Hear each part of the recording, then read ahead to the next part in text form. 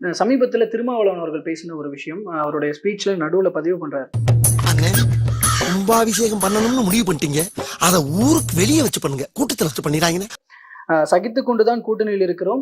பாஜக கூட்டணியில இருந்தபோது அவர்களை சந்தோஷப்படுத்த இஸ்லாமியர்களை தீவிரவாதிகளாக முத்திரை குத்தி வேட்டையாடியவர் திமுக தலைவர் கருணாநிதி அவர்கள். மாமா கோவம் வந்துருச்சு, இனி அவர் மேல ஒரு அடி பட்டாலும் எரிமலை வெடிக்குண்டா அப்படின்னு சொல்லிட்டு இந்த விஷயத்த சொல்லி சகித்துக் கொண்டுதான் கூட்டணியில் இருக்கிறோம் அப்படிங்கிற ஒரு விஷயத்தையும் பதிவு பண்றாரு. இதையெல்லாம் சகித்துக் கொண்டுதான், இதையெல்லாம் பொறுத்து கொண்டுதான் நாங்கள் கூட்டணி நலன் கருதி இயங்குகிறோம்.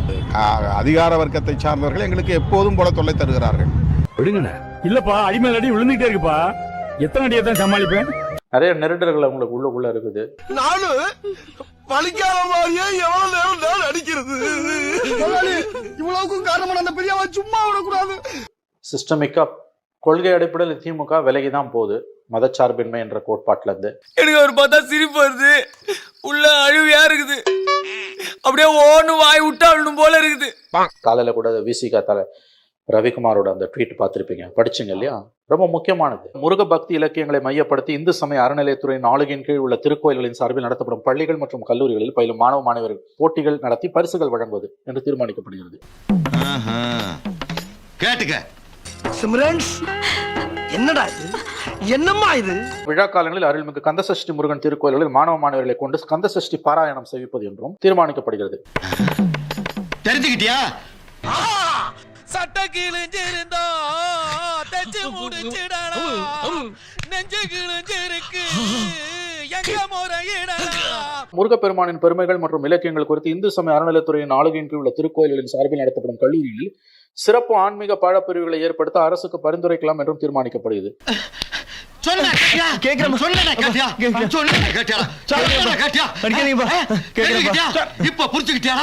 கல்வியை சமய சார்புடையதாக்குதல் என்னும் பாஜக அரசின் இந்துத்துவ செயல் திட்டத்தை இது முருகன் பெயரால் செயல்படுத்தும் முயற்சி அன்றி வேறு அல்ல. மாட்டிக்கிட்ட பங்கு. ஆனால் கல்வித்துறைக்குள் சமயத்தை கொண்டு வந்து திணிப்பது சமய சார்பின்மை என்னும் அரசமைப்பு சட்ட நெறிக்கு எதிரானதாகும். இது கண்டனத்துக்குரியது. இதை சொல்றவரு திமுகவோட கூட்டணியில் இருக்கக்கூடிய விசிகாவோட நாடாளுமன்ற உறுப்பினர் ரவிக்குமார். நீ ஒரு டுபாக்கூரு, உன்னை நம்பாதேன்னு இவங்கிட்ட எத்தனை தடவை சொன்னேன்.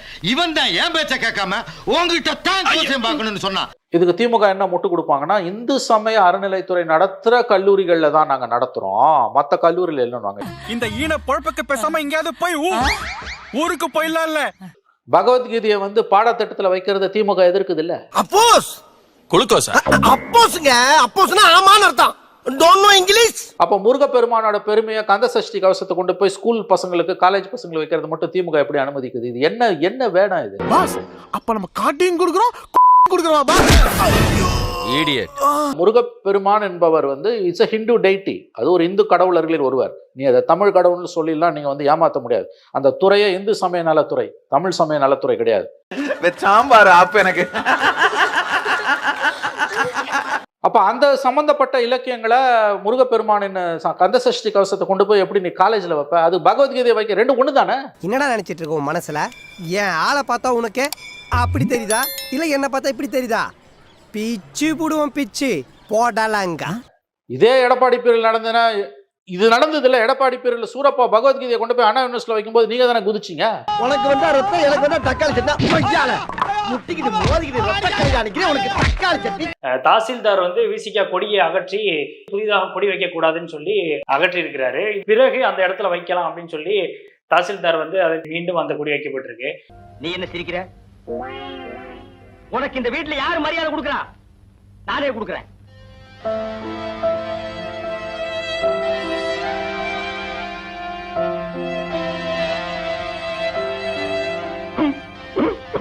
அவங்க கொடிக்கம்பத்தை அகற்றிட்டாங்கன்றதுக்காக அவங்க தெருல போராடுறதையும் அவங்க எம்எல்ஏ போராடுறதையும் கொண்டு பொது பிரச்சனையை இங்க வைக்க முடியாது. மக்கள் நலன் சார்ந்த எந்த பிரச்சனைக்காக விசிகா போராடி இருக்கு இப்ப சமீப நாட்கள்ல?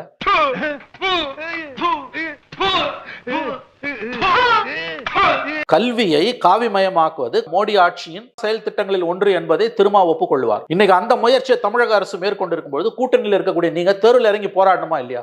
சும்மா வாய் வார்த்தையா கண்டன தீர்மானம் சொல்லிட்டு போறீங்கன்னா இதுக்கெல்லாம் பேர் என்ன தெரியுமா? அப்ப பிஜேபியும் திமுகவும் ஒண்ணு தானே? அப்ப நீங்க இதுக்கு நீங்க பிஜேபியோட போய் சேர்ந்துக்கலாமே. அப்படி என்றால் ஒன்று செய். ஆணையிடுங்கள் மன்னா, காத்திருக்கிறேன். நான் ஒரு முளை கயிறு தருகிறேன், அதை வாங்கி கொண்டு போய் ஒத்த புளிய மரத்தில் தூக்கில் தொங்குங்கள். இந்துத்துவா கொள்கையை கொண்டு போய் நீங்க திணிக்கிறீங்க. அவன் பகவத்கீதையை வைக்கிறான், நீங்க முருகர் இலக்கியத்தை வைக்கிறீங்க. ரெண்டு ஒண்ணு தானே சார்? அப்ப இதை எதிர்த்து விசிக என்ன பேசிச்சு, என்ன போராடு? இதுக்கு தெருவில் இறங்கி போராடணும். கொடிக்கம்பத்தை தூக்கிட்டான்றதுக்கு போராட முடியாது. அது உங்க சுயநலம் சார்ந்தது, உங்க கட்சி சார்ந்தது.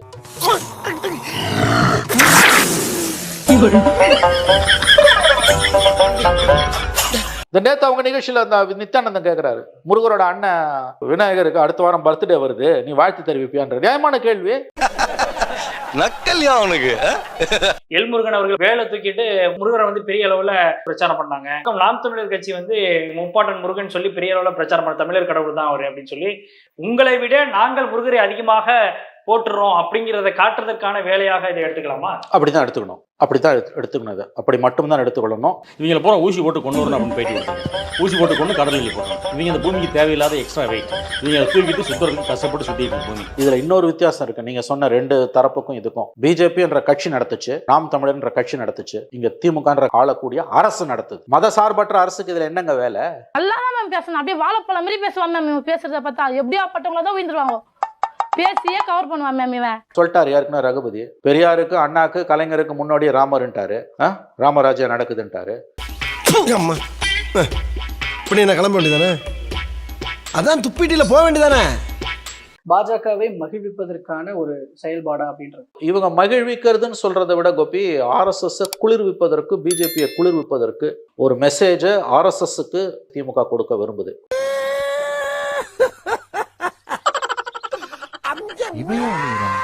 பொருளாதார ரீதியாக கௌதம் அதானிக்கு சாதகமாக நிறைய விஷயங்கள் தமிழ்நாட்டில் நடக்க ஆரம்பித்திருக்கின்றன.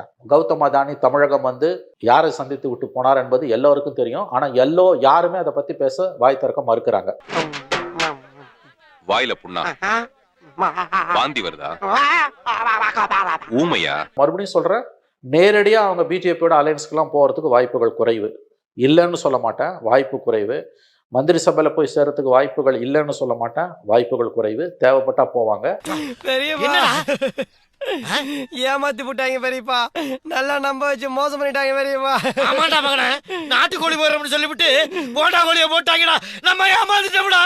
ஆட மானங்கட்ட ஈத்திர பயல. இந்த வீடியோ பிடித்து இருந்தால் சேனலை சப்ஸ்கிரைப் செய்யவும், ஏதாவது குறைகள் இருந்தால் கமெண்டில் போடவும், அப்புறம் மறக்காமலே போட்டிருந்த வரட்டாமாம் வீடுறதே. வரண்டா Chinnasamy. Hey guys, this is your editor.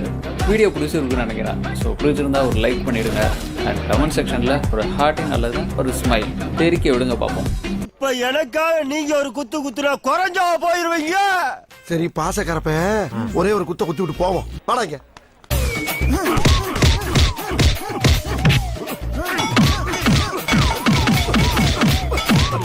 போதுமில்லடா, போடா.